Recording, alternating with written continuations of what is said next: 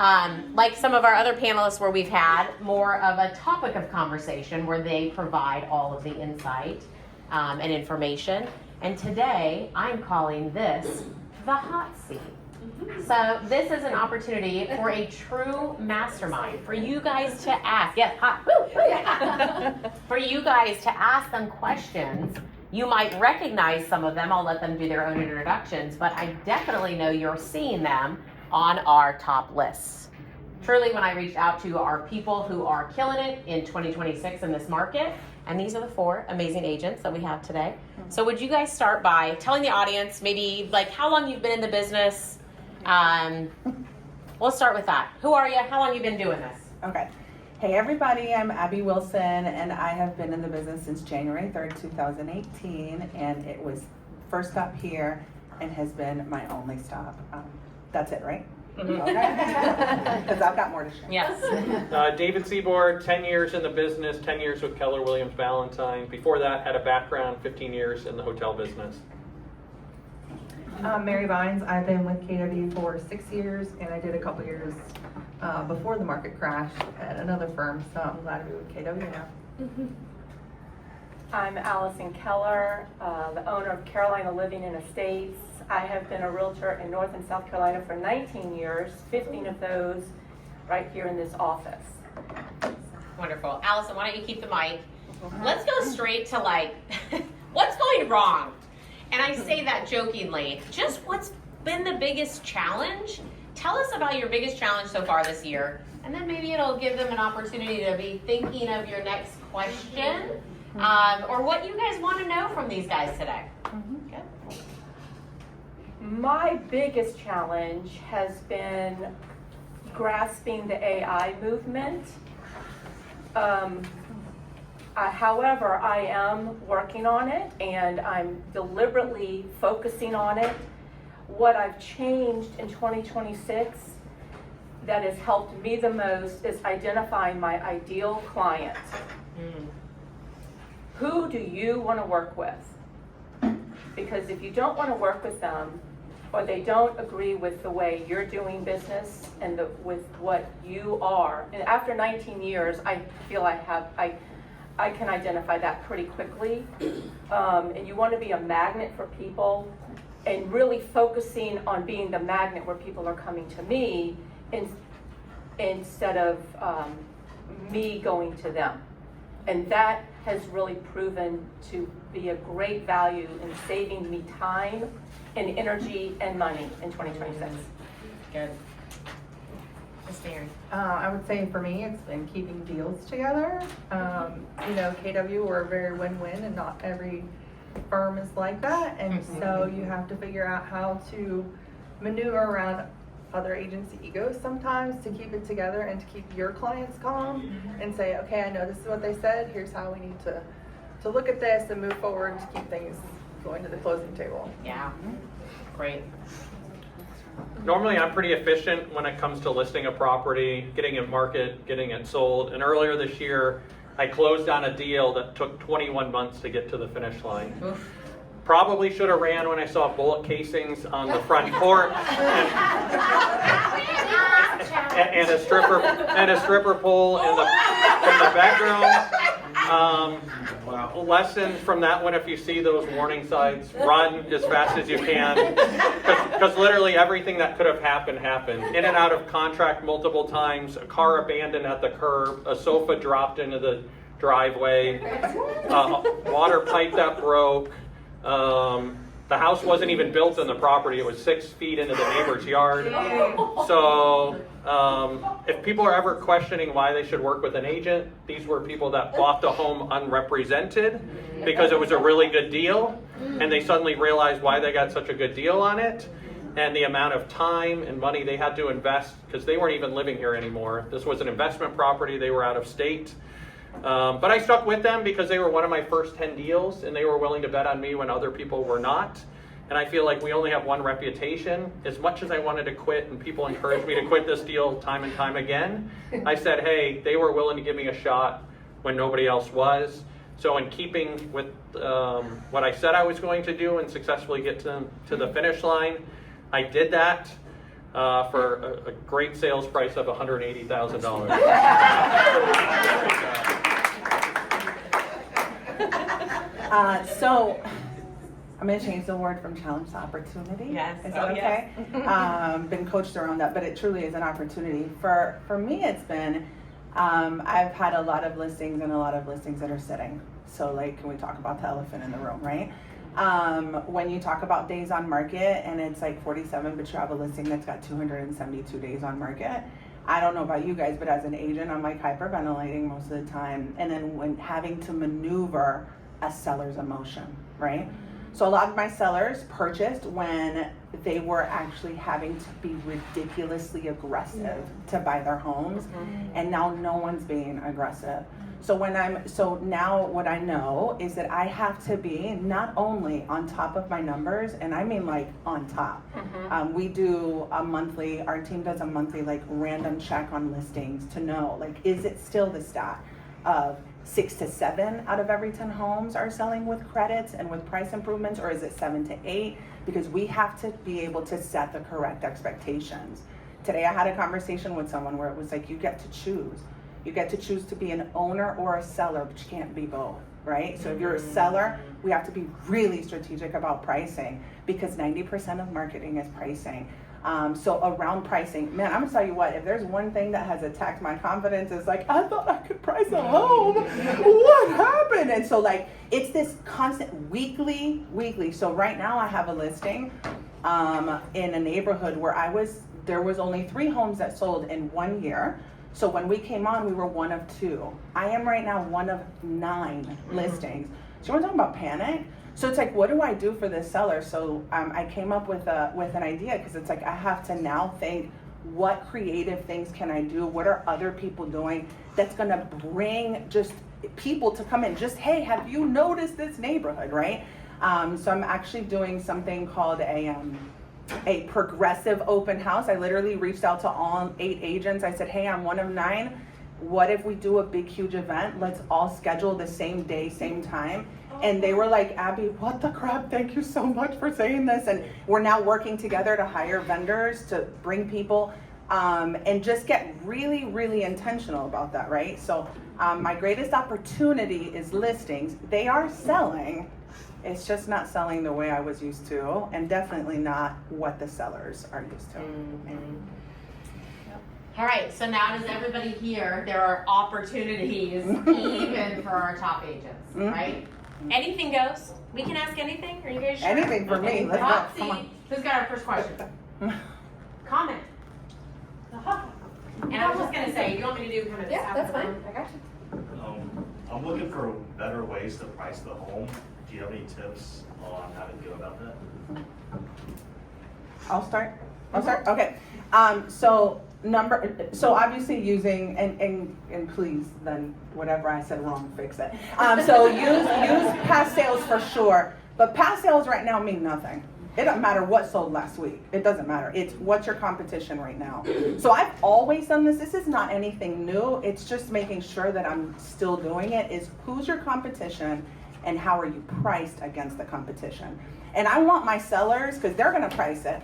I'm not. I want them to see how their house compares to these houses.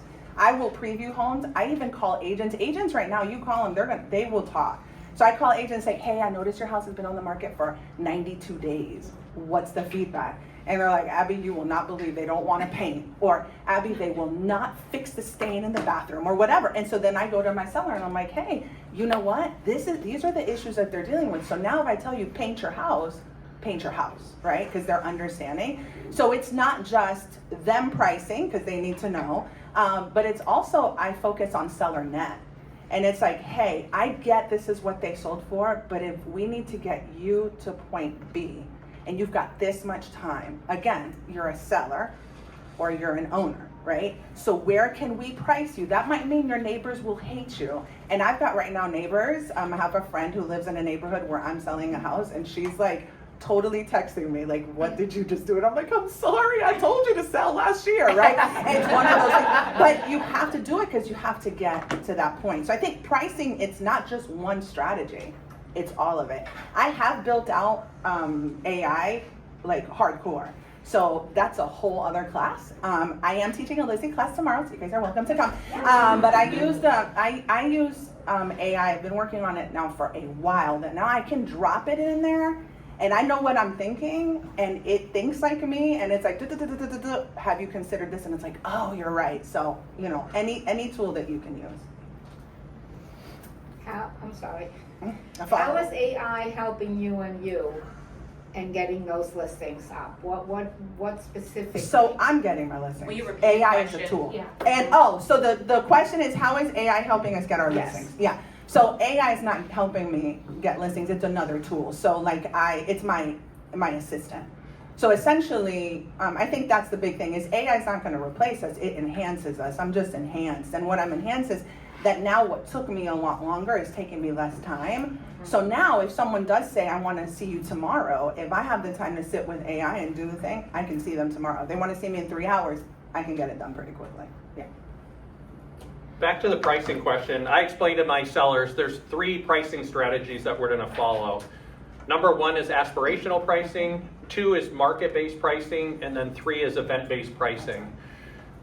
Aspirational pricing is if you have a home that's really unique, something that has an untouched water view, significant variances that isn't allowed to be built anymore, which rules out 99% of the homes. Second is market-based pricing. All right, if you're in a neighborhood, it's all going to be pretty close. And then option number 3 is event-based pricing, where you price the home conservatively, slightly under market, and that will create a sense of urgency amongst buyers in the marketplace, in which they'll write emotional offers, in which they'll write terms in which will cause them to win the house, as opposed to approaching it from a standpoint of what's the least amount I can put forward and still win. And that's not only going to show up in that event-based pricing, like going to yield the highest sales price, you're also going to get the strongest due diligence, you're going to get the closing date your seller wants, because they'll recognize that value in the market. And once one or multiple parties are bought into it, suddenly that's when I'm still continuing to see multiple offers or sales prices that are exceeding list prices. And it's very important, I explain to my sellers and my buyers for that matter, that a list price is nothing more than a marketing price. It isn't what the seller thinks they should sell it for. It is a price to create activity in the market. And a home's going to sell at a price in which a seller and a buyer will agree. So I still lean to pricing homes conservatively, because I want to flush out all the buyers that are on the sideline and get them to move to action immediately. I find that sellers are enthusiastic about getting their home ready and show ready for about a week. And after that, they want to be done with it. They've got careers, dual careers, kids, pets. And I'll tell you, that home is never going to look better than it does during photos in that first week on the market. All those little details that started out great are going to start to work against them, because it's just impossible to maintain a home in great condition for an extended period of time. So good. I think we'll go to 2, if you guys are okay with that. So let's take the next question, and then I'm going to come on the line, because I think we might have some questions there. Who has another question for me? I got you. Perfect. So Abby, you said you're having to keep deals together. What things are you all doing to help keep deals together? Because I've noticed, it's more difficult for buyers once they've gotten under contract and they do inspections. I think that was Mary's. Yeah, I mean, if you're having the same thing. Basically, buyers, because they can kind of be more in the driver's seat right now, if there weren't other offers and it's not a hot house on the market, it's really just setting the realistic expectation with the sellers that you're potentially looking at about 1% of the purchase price for repairs. I think maybe I got that off of you or somebody in this room. Really just keeping everybody's heads kind of level and dealing with the emotional side more so than even the numbers.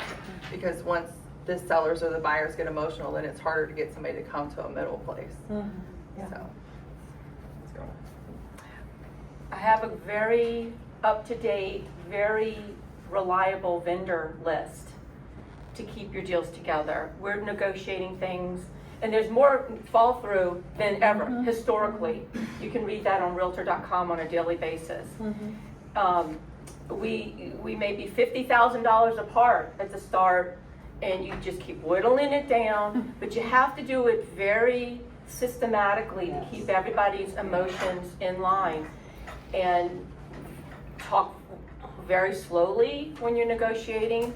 You're not confrontational with the other realtor. I go to the property. I had one of my very long time clients, we lost contract 3 times last year, and then we decided to come off the market, reset. Thankfully, the 45 days came into it. We timed it perfectly for that 45 days. I was in communication with Canopy like on a daily basis. When is it coming out? When is it coming out? I need to know. And you are on top of those negotiations, and you have your vendors there, not just the buyer's vendors, for accurate pricing. So what I hear you saying is you don't slide underneath at, No. 11:59 p.m. to the other agent, this ginormous list of, No. we want to be fixed. And when you represent the buyer, you're doing your buyer no favor holding on to that list until the last minute. Zero. Send it. Keep that buyer agent informed. That communication is critical to get you to the finish line. And send your people out. And I even pre-qualify all of the agents that I deal with, whether I'm on the list side or the buy side. The vendors I use work with both sellers and buyers. Their price doesn't change depending on who. They don't even ask me who I represent usually. It doesn't matter. These people I've worked with for over a dozen years, but make those lists and keep them and communicate with them. Because for the past 5 years, I didn't call them because we weren't negotiating repairs.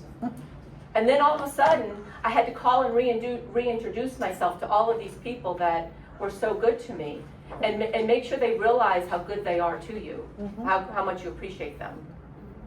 Because they'll bend over backwards to make it work. Liz, I'll go over to you. We have somebody online with a question. Yes, so this one was typed in, so I can go ahead and read it out, but if anyone on the panel were to lose their entire database, social media, and your current reputation as a real estate agent, what would you do in the next 30 days to generate a first transaction, and what would your schedule Monday through Friday look like? I like that. Pretty good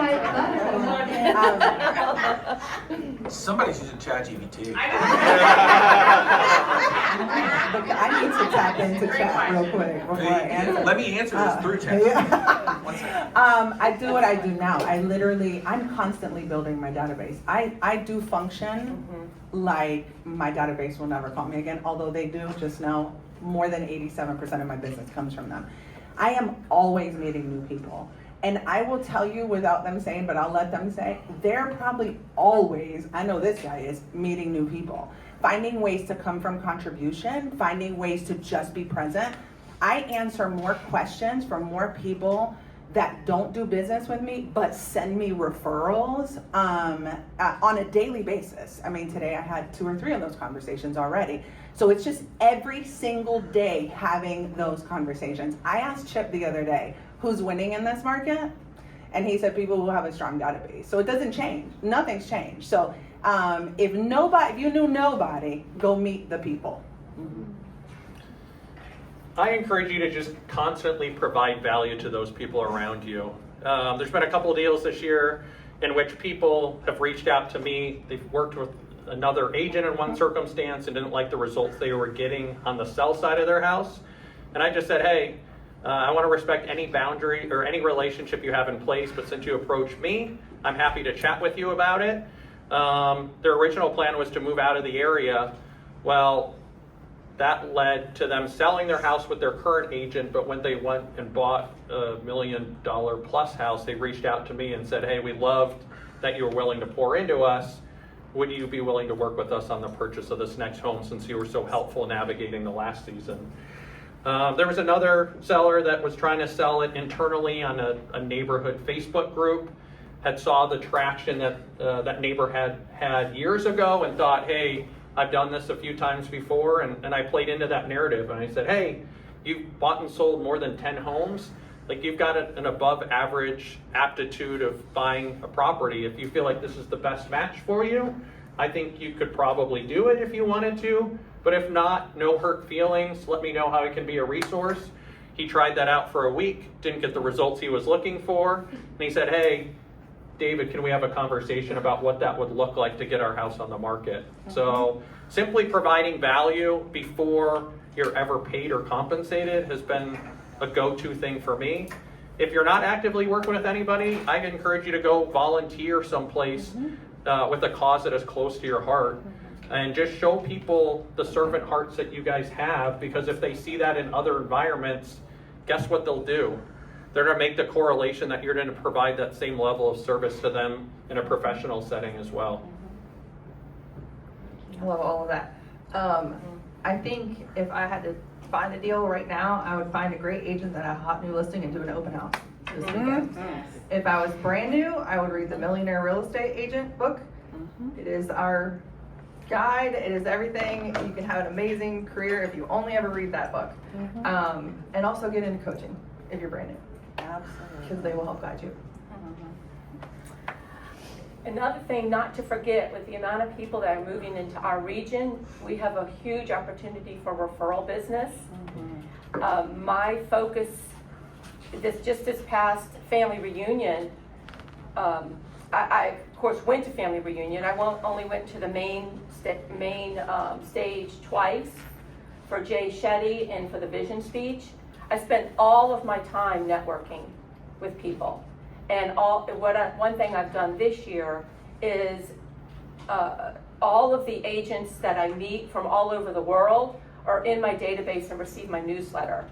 So Command I've shifted my newsletter into Command, Julie Designs, use all the resources we have here, and I have hired a virtual assistant, and she keeps up with putting all of those agents, mostly luxury agents, into my database so they get customized newsletters to increase my referral business coming into Charlotte.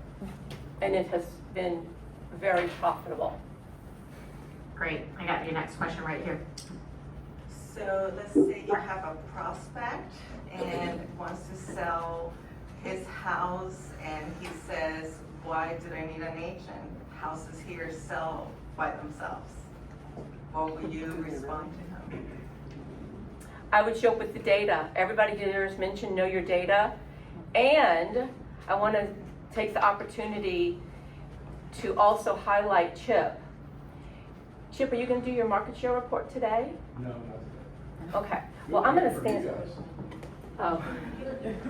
So normally, I brought it with me because this has been, I just recently was the winner of 2 listings. I won 2 listings with these reports. And Chip whipped this out for me in 5 minutes, less than 5 minutes. And typically, I don't go on listing appointments when I have a whole lot of competition. So I've had to resharpen my skills as a listing agent. Because usually they just call me and I'm the only listing agent. I'm the one that's listing the home. Well, it's not been like that recently. There's competition. So I bring these reports. When we talk about activity, you said, why do I need an agent?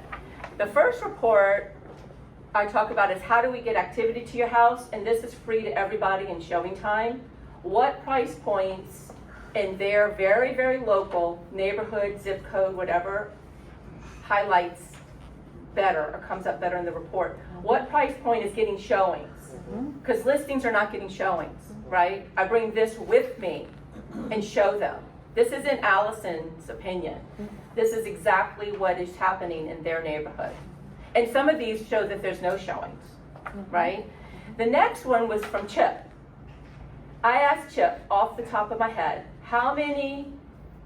what is the market share for Keller Williams Ballantyne in Fort Mill, South Carolina, specifically the zip code 29708. Because I knew I was going to be in competition with EXP agents. And I couldn't believe what came up. This report showed this one here is Keller Williams Ballantyne. And the next one is EXP. So if our office is producing more buyers and sellers, if we're having more closed deals, who are you going to pick? And then if you're not represented, you might be way down here. And the other thing I always ask people, are you going to vet the people that are coming through the door? This is your personal home. For safety reasons. You have no idea who's coming through the door. Why would you risk one of your largest investments to not having somebody not being represented on your side, and then you are letting in people that you don't even know who they are? Because there's a lot of scams going on. Anybody else want to give us one more? I had a couple people ask online, but I want to make sure I'm not going to cut off anybody through. Anybody? Good on that question. Yeah, Josh. Hey guys, so I have a listing right now. It's been on the market for just under 60 days. I'm sure you guys run into this. It's a vacant home. It's a situation where sellers had to move. They couldn't keep any of their stuff there to stage. What tools are you guys using? I know there's a lot of AI out there for staging a home that's vacant. My favorite one still is Box Brownie. That's my favorite one, and if it's affordable, it's quick. I enhance pictures as well. Obviously, make sure that on the MLS you say virtually staged or enhanced. Okay, don't get in trouble. But that's the one I'm using. I tried Bounty AI. Nowhere as nice as what Box Brownie is doing. I've also tried some other ones. Box Brownie still continues to be the top one, and it really does help. Whenever I do that, I do notice more people looking at it when I do the reverse prospecting. Anybody else? No?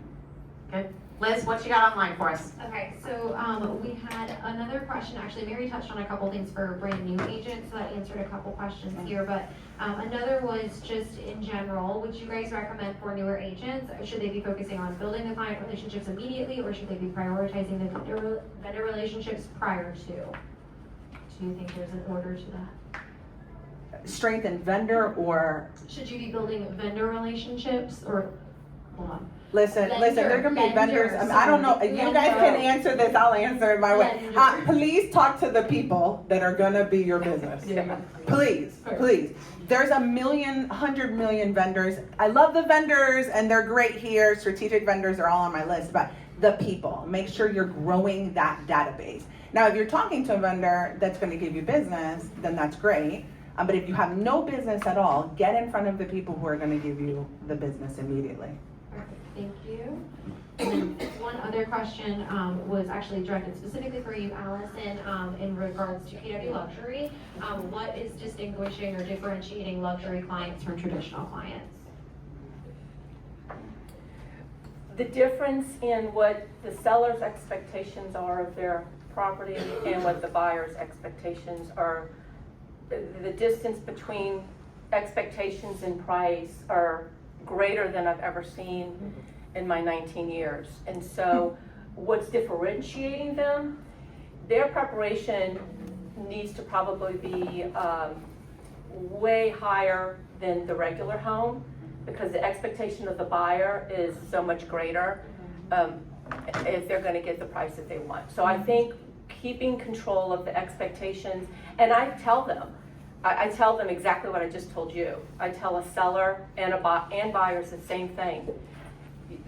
Your expectation as a seller and the buyer is at an all-time high, and I read the stats to them that are available to all of us, and have a very, very honest conversation. And that comes back to, you have to identify your ideal client, because if you go into this luxury listing where you're not completely aligned, you're going to spend a whole lot of money and you're not going to sell the house.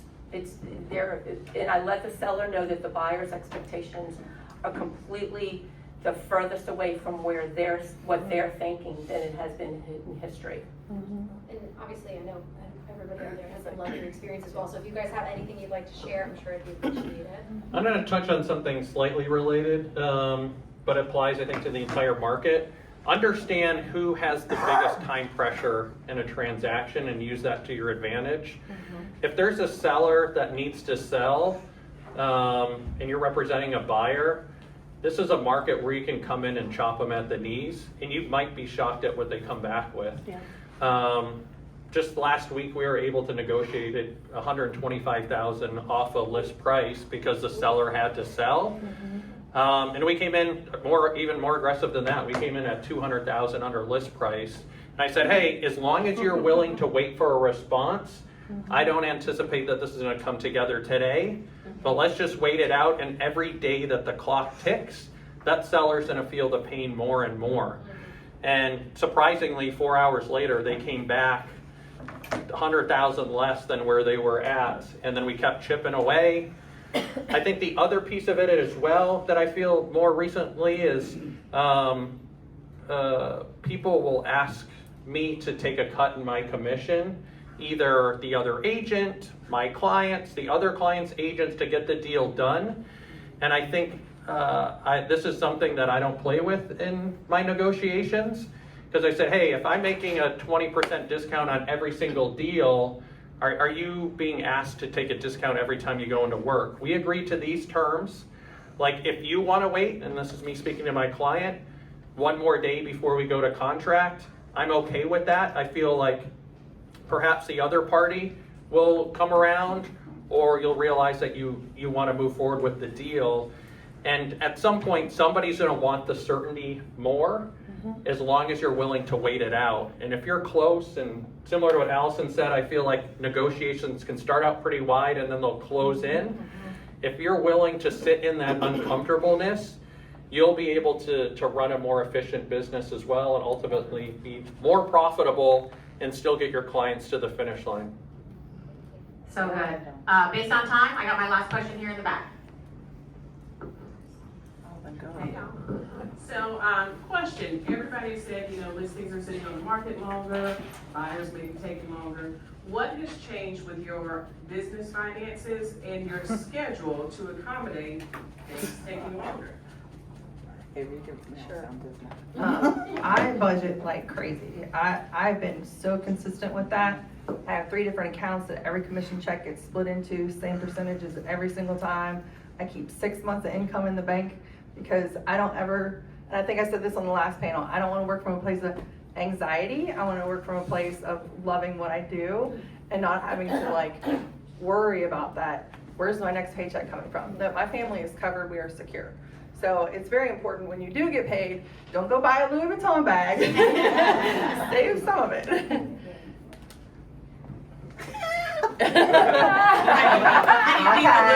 That's funny. She's like, so I don't have a Louis, I buy all knockoffs. So if you see it, just know it's just for the client.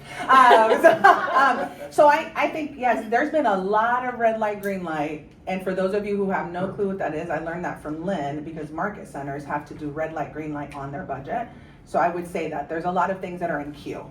And they are in queue, and they will stay in queue for a little while. What that means for me is that I absolutely am working more. Last year I was very tired. I felt like I worked so much more to get, because last year wasn't an easy year, but this year has proven the same, right? So there is more. Now, it doesn't mean though that I have taken time away from my family. So it's just that I'm super intentional with my time. So what that also means is that I've set expectations with my family. So if I'm gonna have my laptop open the whole night, they'll know early in the morning. I'm like, hey, just know tonight I'm not watching a movie, I'm not doing this, or if you guys are watching the movie, I'm gonna be on my laptop, I have to negotiate, I'm writing an offer, but I'm able to control that and still show up for my family. Last night I turned everything off, told my clients, hey guys, I know we're negotiating, but I'm cooking dinner for my brother-in-law, his birthday, so I won't be available again till 9:30. Are you okay with a call at 9:30? And they were like, no, can you call me at 9 a.m.? Absolutely, right? Yeah. But if they were gonna take a call at 9:30, I would do it. I'm just showing up for people when I need to. So red light, green light on money and on time. Listing appointments and buyer appointments always are at the top, so I make time for that. I will make more time for that than I do other 80% stuff of the business. That'll catch up. That'll catch up.